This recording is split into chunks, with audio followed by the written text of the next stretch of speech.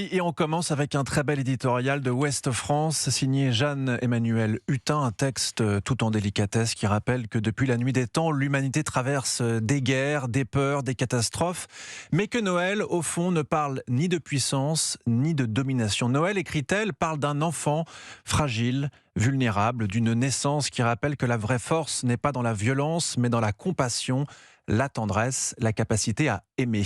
Un éditorial qui invite à ralentir, à faire le silence, à retrouver ce qu'il y a de plus humain au cœur de l'hiver. Un message simple finalement, mais précieux en ce matin du 24 décembre. Et ce Noël spirituel, Alexis, on le retrouve aussi très concrètement là sur le terrain. Absolument. Le Parisien consacre ce matin un grand article à ce moment très particulier qu'est la messe de Noël.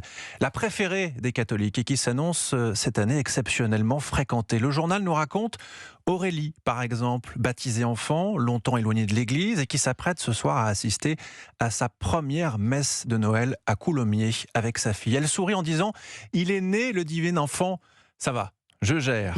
Comme elle, ils seront nombreux. Selon un sondage IFOP, près de 3 Français sur 10 envisagent de se rendre à la messe de Noël cette année, bien plus que les seuls pratiquants réguliers. Des curés témoignent partout en France. Il n'y aura pas une place de libre à la messe de minuit, dit l'un d'eux. Même constat du côté de la conférence des évêques. Ce n'est pas un espoir, disent-ils, c'est une prévision. En toile de fond, un phénomène marquant, le regain de la foi pratiquante. Le nombre de catéchumènes adultes explose, plus 45% en un an, après déjà plusieurs années de hausse. Des hommes, des femmes qui choisissent la foi à l'âge adulte librement.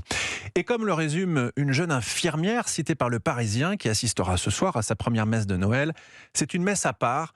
Il y a une part de magie qui parle à l'âme d'enfant et de toute façon, ça n'engage à rien. Et puisque Noël est aussi un temps de joie, de lumière, Le Figaro nous offre ce matin une respiration presque lumineuse avec une grande interview de Roberto Benigni, l'acteur magnifique de La Vie est belle, exactement, qui a donné début décembre au Vatican un spectacle consacré à Saint-Pierre.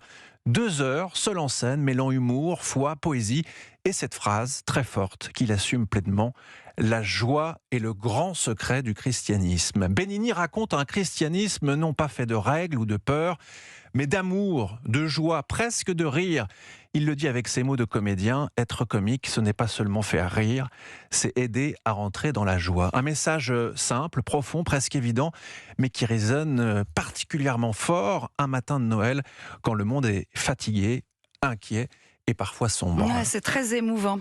Pour terminer, Alexis, un petit peu de magie pour les petits, mais aussi pour les grands. Et oui, direction les châteaux, avec le JD News qui nous propose une véritable balade de Noël. D'abord, Chambord, qui confie cette année sa féerie au célèbre conteur danois Hans Christian Andersen, dont on célèbre les 150 ans de la mort. Ici, pas de conte édulcoré façon Disney. Andersen écrivait pour les enfants sans leur cacher le tragique de l'existence. La petite sirène renonce à son amour, la petite fille aux allumettes meurt de froid, la reine des neiges glace les cœurs.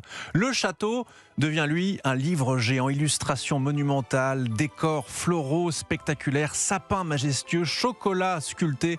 À la nuit tombée, Chambord s'illumine et se transforme en véritable palais de contes. Et puis, le JD News nous emmène au château de Breteuil, dans la vallée de Chevreuse. Ici, ce sont les contes de Perrault qui prennent vie. Le Chaboté, Cendrillon, la Belle au bois dormant, des personnages en cire, des conteuses dans les salons décorés et même un salon de thé pour prolonger la magie autour d'un chocolat chaud. 2 châteaux, vous l'avez compris, 2 univers, mais la même promesse. Un Noël qui fait rêver, un Noël qui fait réfléchir. Et ça nous permet, bien sûr, en ce 24 décembre, de retrouver une part d'enfance. Ah oui.